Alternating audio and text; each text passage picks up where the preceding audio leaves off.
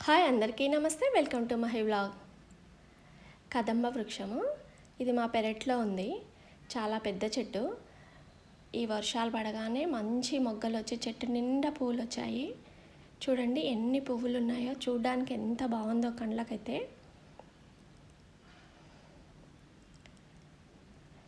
చెట్టు నిండా వచ్చాయి పువ్వులు. ఈరోజు దేవునికి పెడదామని వచ్చాను, అలాగే వీడియో తీద్దామని తీసాము.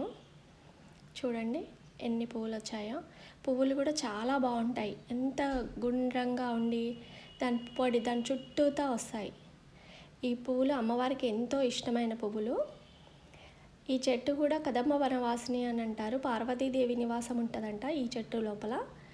ఈ చెట్టు ఉన్న ఇంటి దగ్గర కూడా చాలా ప్రశాంతంగా అన్ని మంచి శుభకార్యాలు జరుగుతాయంట. మీకు ఎప్పుడైనా ఈ పువ్వులు కనబడితే తెచ్చుకొని పూజలో పెట్టుకోండి, చాలా మంచి ప్రయోజనాలు ఉంటాయి.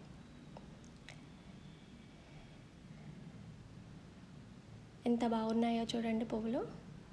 చూడండి కోసాము, ఎంత బాగున్నాయో చూడండి. కలర్ అయితే చూడడానికి ఎంత బాగున్నాయో.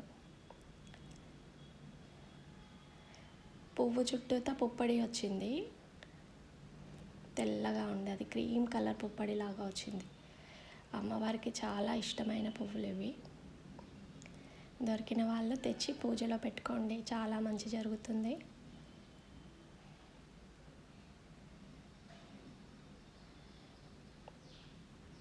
ఈ వీడియో నచ్చినట్లయితే లైక్ చేయండి, షేర్ చేయండి, సబ్స్క్రైబ్ చేసుకోండి.